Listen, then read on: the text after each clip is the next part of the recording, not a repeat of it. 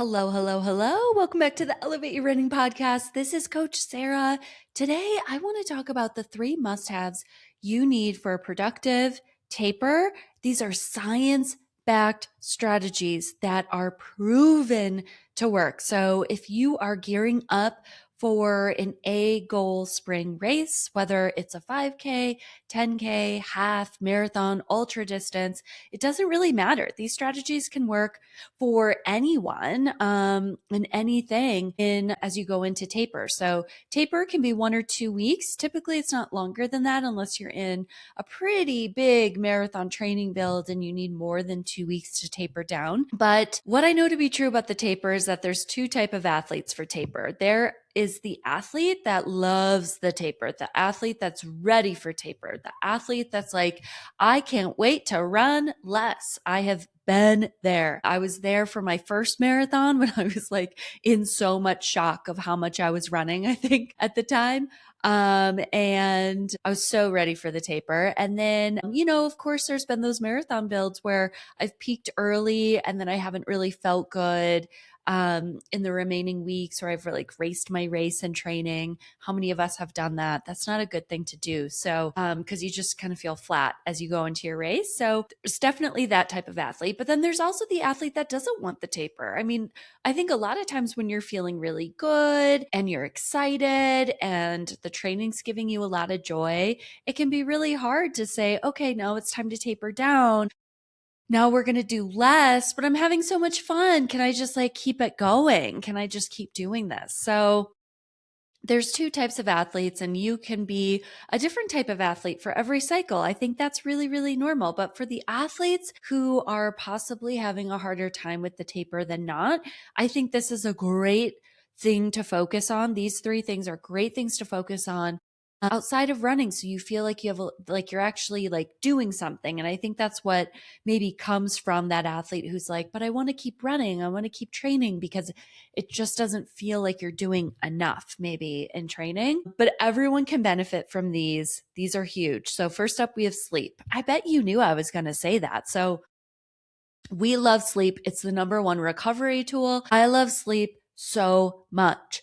So much. Like my golden like amount of time is like 8.5, maybe 9 hours of sleep. I love it. If I'm getting 6, 7, sometimes even just 8 when I'm training a lot isn't enough. And I just feel really tired and run down. So sleep is awesome for recovery. It's going to help rebuild your muscles, your tendons, your ligaments, rebuild your energy sources as you're sleeping. And it's a really great way to feel a lot stronger, to feel a lot better, and to feel recovered before, during, and after your big workouts, your big long runs. And then, of course, as you're going through the taper, your body is working in overdrive to rebuild all the muscle that you broke down during that training cycle. So it's really, really important to get as much sleep as you can and do the best that you can. I think a lot of us have been in that situation where it's the night before a race and we're like, sleep isn't happening tonight, sister. Like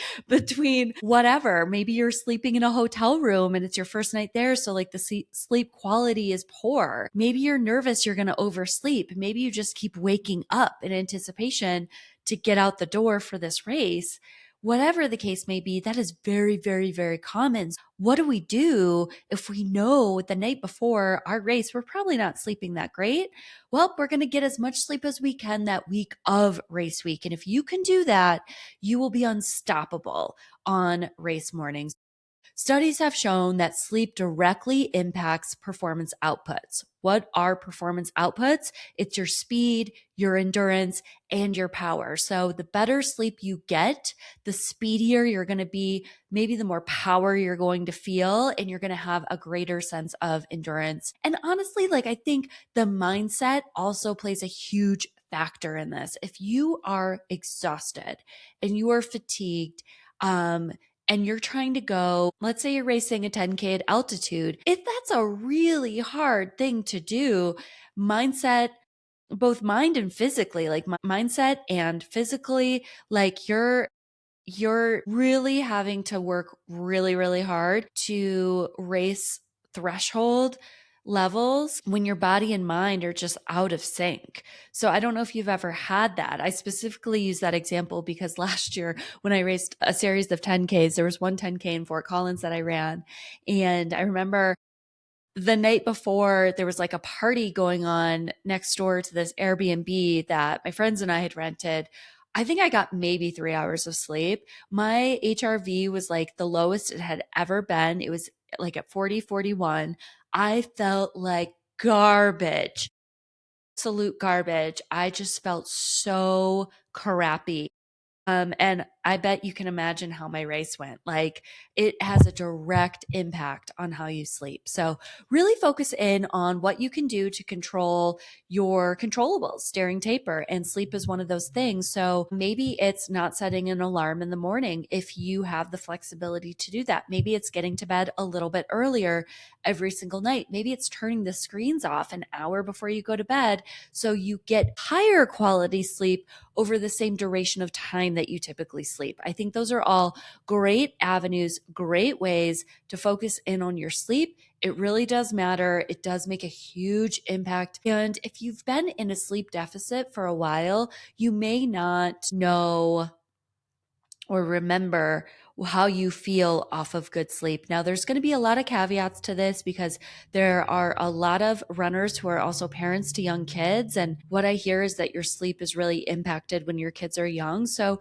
doing the best that you can do is always what I ask for anyone. Just do the best that you can do and make it yours and make it great. So, even small blurps of like lack of sleep, poor sleep, it really can impact like your top end speed, your finishing kick, your focus during the race, your running economy. All of that can be impacted by poor sleep. It's insane how much sleep can really impact us. And obviously the benefits are cumulative, like I mentioned. Like if you can get great sleep the whole month leading up to your race, you're probably going to be a little bit more ahead of the game than someone that's trying to catch up on sleep during taper, whether that's in the race week with week 1 or 2.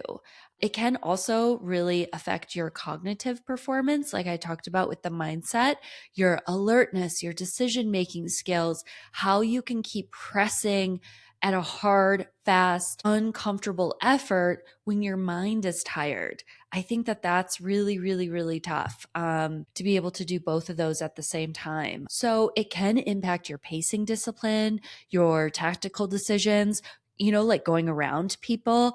Are you stopping at a water table? How are you maneuvering through the water table? Your mental resilience late in the race, it's all going to impact it. But on the flip side, if you are getting great sleep, what we know to be true about how sleep is the number one recovery tool is that it's going to give us muscle repair. Yay! Hormonal regulation, which is huge, especially for aging athletes, especially for aging female athletes. Your cortisol levels are going to be more balanced. Your testosterone is going to be more balanced. And that's going to be huge, huge, huge as we go into racing. Because if we can have balanced or higher testosterone, lower cortisol, we're going to get the most out of ourselves in that race experience. Your immune function is also going to be at a high level. So if you're someone who has a lot of, maybe you get sick a lot or your immune function is just really poor, take a look at your sleep. How are you sleeping? Are you getting enough sleep? Is it quality sleep? There's a bunch of tools out there that can like help you with your sleep and if you're getting enough and if you're getting enough REM versus deep sleep and all the things. I find that my watch isn't necessarily the best tool, but I've heard people who have like the Aura Ring really love that. And they also love, the data that comes from it. So I think it's really important to remember that when you're in the taper, you're not necessarily working harder, right? But you are focusing on the areas that are going to improve how you absorb and adapt to the training. And sleep is going to be at the very, very, very top of that list. Now, second up is the mindset. Oh, baby. If the mindset isn't there, if you are feeling negative, if you are feeling incapable, if you're feeling like, I don't even know why I signed up for this race, I'm not excited, chances are that race is not going to go well. I've also had firsthand experience in this, and I've also coached a lot of athletes on both sides of this spectrum. And what I know to be true is that if you can show up feeling confident, feeling ready, feeling excited because you picked a race that you're really excited about, you have been nailing some workouts that you are really excited about, you understand the ebb and flow and the rule of thirds matter in training. So if you've had the rule of thirds apply in your training, I am so proud of you because you're in a really great place. You're getting the most out of yourself in the training cycle when you have that. And the mindset is going to make or break your day. I say to my athletes all the time, like, no matter what you tell yourself about how this race is going to go, you're right. So if you're telling yourself it's not going to go well, or it's going to feel hard, or it's going to feel a certain way that has like a negative undertone to it, that is exactly how the race is going to go.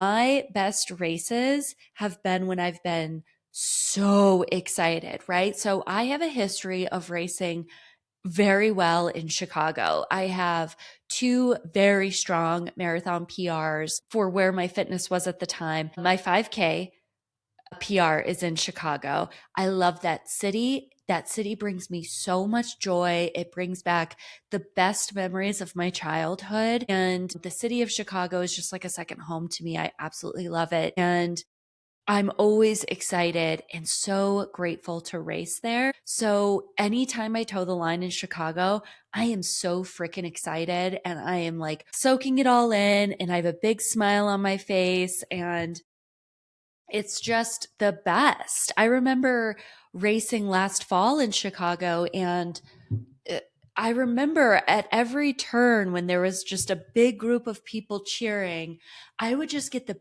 biggest smile on my face and then my pace would just like instantly drop. And my pace was yo-yoing quite a bit during that race because I was holding myself back and I was getting excited and it's the best I've ever felt in a marathon. And it was just so much fun to take it all in with the city of Chicago and the million spectators out on the course. I absolutely love, love that experience. So get excited about what you're doing. Sign up for the races that you're excited for. Remind yourself that you're capable. Remind yourself why you can do this because you are capable of so much. And I think I think athletes always can find a reason why they can't do something.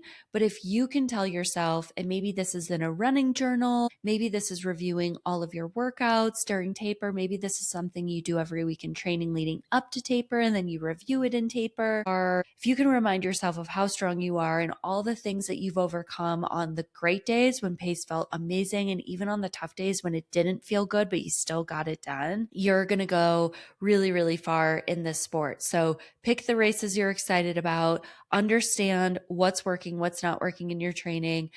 How are you proving yourself right? Where are your mantras coming into play? What are you excited about on race day? And the best is yet to come. So I'm so excited for those athletes who are just so excited. By the time this episode airs, we're going to be a few days out from Boston, and I have an athlete. I have 6 people on the team running Boston this year.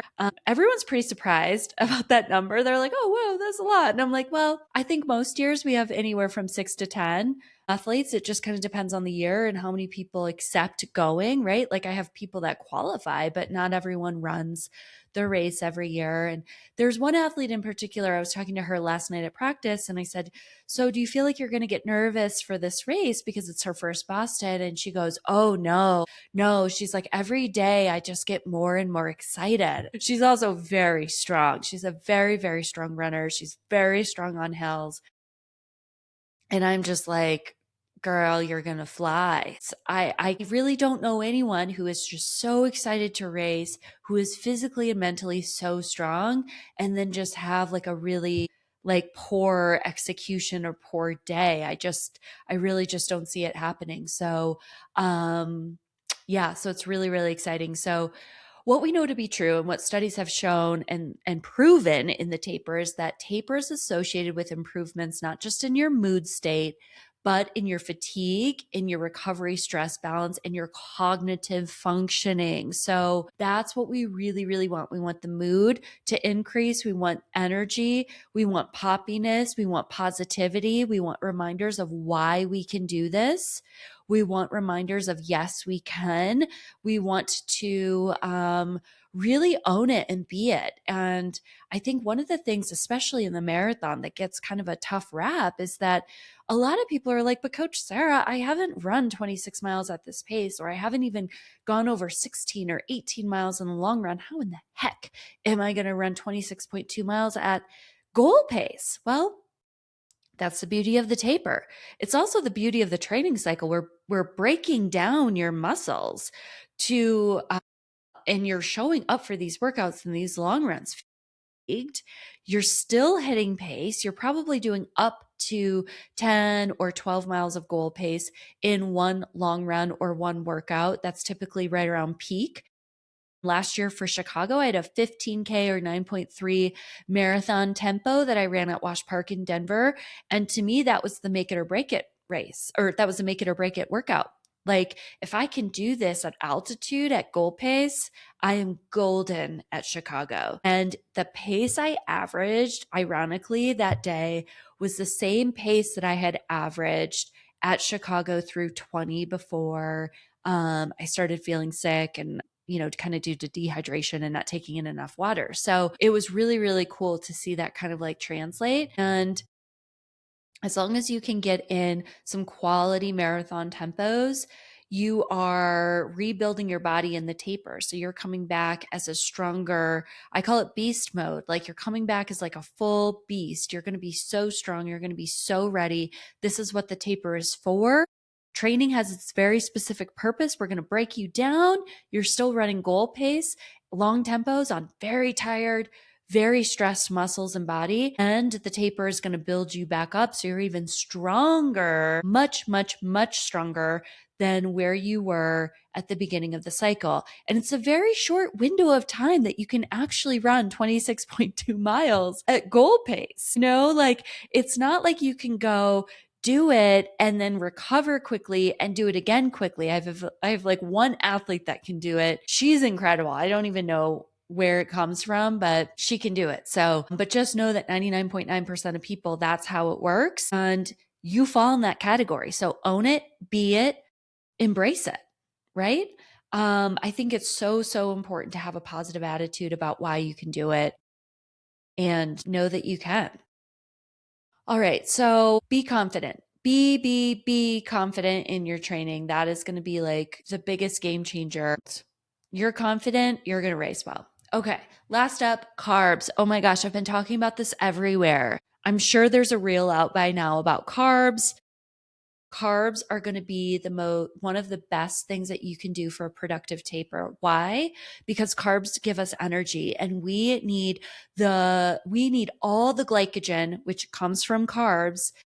Carbs, as we eat carbs, our muscles are filled with glycogen. So you could think about it like a gas tank on a car, or a coffee cup full of like the strongest coffee ever. That's how I like to think about it. Like you're just like pumping that thing up. You want it full, you want it maxed out. You do not want it overflowing, because I think that's when we start feeling bloated. We can have GI issues, but the carbs are going to help all of this. So remember how I talked about in the second step of the mindset, it's like, yeah, we have to show up. We got to be confident. We got to be ready to go. And we are breaking down our body in taper, and then the taper is rebuilding us. So the carbs are kind of the big exclamation point to that muscle repair and rebuild. Now you're pumping your muscles full of little carbohydrate donuts or little carbohydrate. You could think of it like little, like an IV, I guess, maybe to your muscles. And it's a great, great place to feel really, really strong in your race. Even if you're racing a 5K, a 10K, you could do like a really hearty carb heavy dinner the night before. For the half marathon, you could do a day load or a day 0.25, like maybe let's say your race is on Sunday, you could do like a heavier dinner on Friday night and then all day Saturday going into Sunday's race. And then for the marathon, 2 or 3 days, kind of depending. There's a lot of research that shows two. There's still research that really loves the 3 day load. I've played around with both. So I had run 3:15 in the marathon 3 times over. And a lot of that I think was in part of my carbohydrates and lack thereof because I was taking spring energy gels. I wasn't really focused on eating like I was increasing my carbs, but I wasn't really following like the suggested amount of carbs that you want in the carbo load before your race. And I was like kind of falling apart at mile 10, which is like not it. So once I started fueling my body and giving it what it needed, I went from 3:15 to 3:08 in the marathon. And I think a lot of that was based on carbohydrates and getting in that carb load. So for that specific carb load, I did a 2 day load that came from Jonah Rosner, who is a sports scientist. And he suggested that a 2 day load was enough. It's like, I'm all in on this because, the carb load is fun for like half a day. And then the carb load is not that fun and it kind of gets gross. And so if I can like maximize this in 2 days, that's what I want to do. I did it for 2 day load for Indy, had a huge breakthrough day. And then I did a 3 day load for Chicago.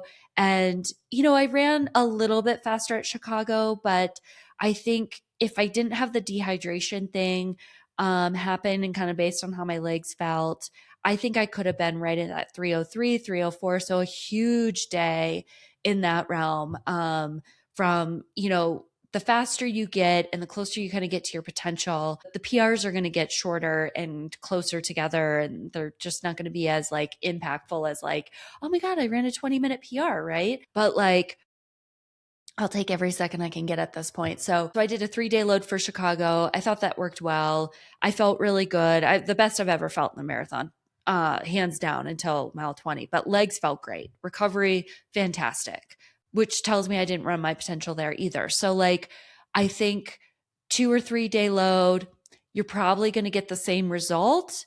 Maybe just play around with it and see what works, see what doesn't work for you. But carbs are where it's at. Now, it's going to increase your glycogen stores, like I mentioned, which is what we want. We want to top those glycogen stores off because if we can have our muscles just pumped up and feeling so ready to give us all the energy that we want during the race, we are going to create some magic out on race day, out on the course. Higher glycogen stores also, studies have shown that they help delay the onset of fatigue. We love that. Do we want to feel fatigued at mile 20 of the marathon? No, we don't. We want to delay that for as long as possible. So if that comes in at 22, 23, 24, great, we're going to embrace it. But mile 20, I don't know, a 10K still kind of feels long to me.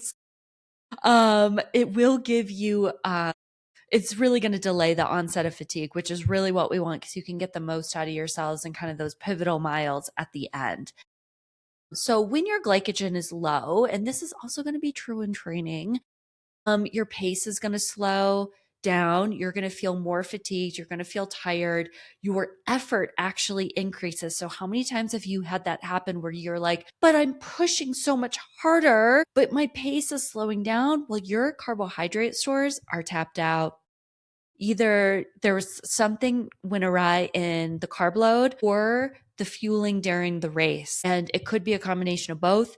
It could be one or the other, but there is a direct correlation between that. So if you can carb load and also gel well, gel often during the race, you're going to hold your pace so much stronger and longer during your race, which is really what you want.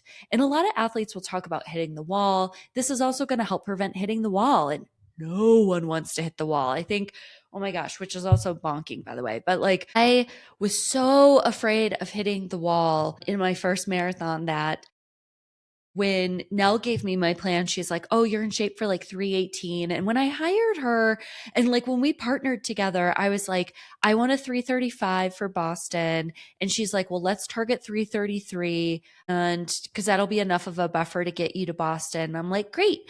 And then she's like, oh, you're in shape for 3:18. And I'm like, yikes, what?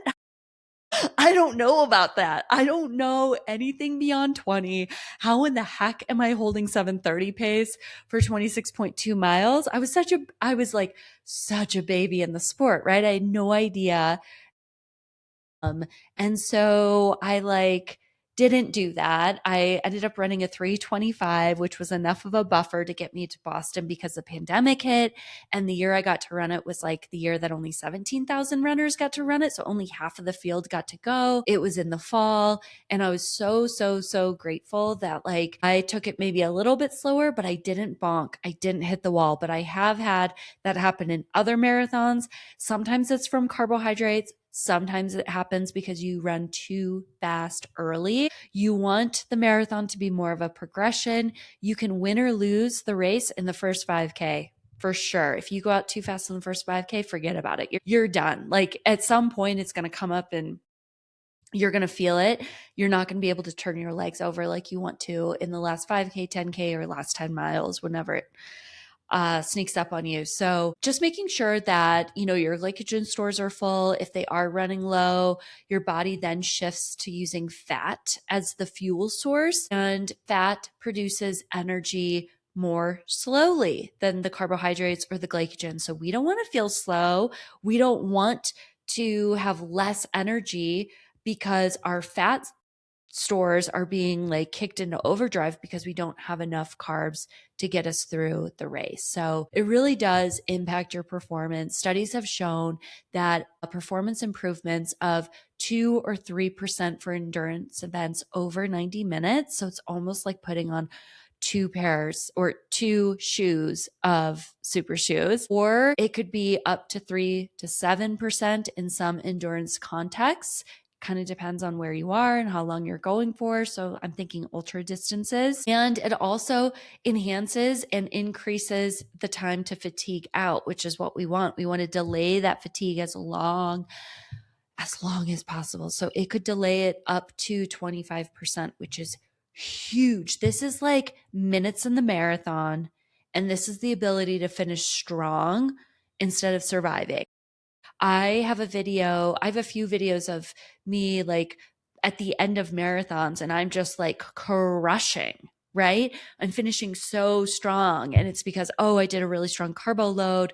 I was really smart in my pacing. I was really smart with my gel intake. And these are from the last few marathons that I've run. So it's a really great place to be. We love carbs. We love it. We love it. We love it. My favorite gels, just really quickly, because I have shared this on a reel. I've been sharing this in stories on Instagram, but I'm still getting quite a lot of questions on my favorite gels. So just trying to put it out there so everyone has the information. So I've been doing 80 grams of carbohydrates per hour in my workouts and my long runs going into this half marathon that I'm running in a few weeks, which seems absolutely insane because my training cycle has been very, very, very short. And it's either going to be a little too short or it's going to be perfect. We will see on race day. So I've been doing everything possible to give myself the best advantage as I work through a 6-week half marathon training cycle. So carbs are where it's at. I've been taking 2 gels every hour. These gels have 40 grams of carbohydrates in them. So I love the Enervit gel, 60 calories, 40 grams of carbohydrates. Mango is the flavor you want. Tastes like a fruit smoothie, easy to open, great gel. Great gel. If you're watching on YouTube, great gel. I guess the sister gel, and this is a gel I used for Indianapolis, is the Science and Sport Beta Fuel Gel, also known as CIS. For my friends who are listening, sis, are you taking a sis? These also have 160 calories, 40 grams of carbohydrates. I think the packaging is harder to open, and I don't love that because when you're in a race setting, you need the package to open, and you need it to open well and clean and easy. You don't want to have to be fighting the gel to open it. And I feel like the plastic just makes it a little bit tough. It's just like a thicker material that they use. And especially in the summer for my sweaty runners out there, which I'm putting myself in that bucket, this gel's really hard to open because of that. So FYI, but it is a good backup because it has 40 grams of carbohydrates in it. If you're looking for a caffeinated gel, I love the Precision Fuel Caf Gel. This has 120 calories, 30 grams of carbohydrates, but 100 milligrams of caffeine. I love this gel. This is a gel I take early and I might take it twice if I'm running a marathon. And then lastly, I've had athletes say, Coach Sarah, I can't take a gel in the last 10K of my marathon, so I'm just not going to take a gel. And well, that's not going to work. So what I suggest is bringing candy, whether you have it with you or someone who's spectating and watching you and cheering you in the last 10K of the race holds it for you. You could also do honey stinger waffles, but I really like these precision chews. There's 2 chews in a packet. You want to take both. 120 calories for 2 chews, 30 grams of carbohydrates, and they're refreshing. It's mint and lemon. It doesn't sound refreshing, but these are very pleasant. I love them. And it's a nice way to still get in some calories and carbohydrates at the end of a race if you're just like totally gelled out. So there we have it. I appreciate you for listening this week and hearing about the 3 science-backed must-haves that you need to have for a productive taper. If you're looking to race strong in 2026, if you're looking to elevate your running, if you are a high-performing athlete who wants to do something really special in this space, the Elevate coaches have a few spots open for fall race season, and we'd love to coach you. We'd love to work with you. We'd love to get to know you and support you in your running and you as a human. So you can find more information on our brand new website at elevateyourrunning.com. And you can scroll under coaching packages to see all the different types of packages that we have to offer athletes at very different price points to kind of help anyone who's in the sport feel supported, loved, seen, heard, and get the most out of yourself in running because it's such a fun thing when you can do that. So thanks everyone for listening this week, and I'll see you again soon.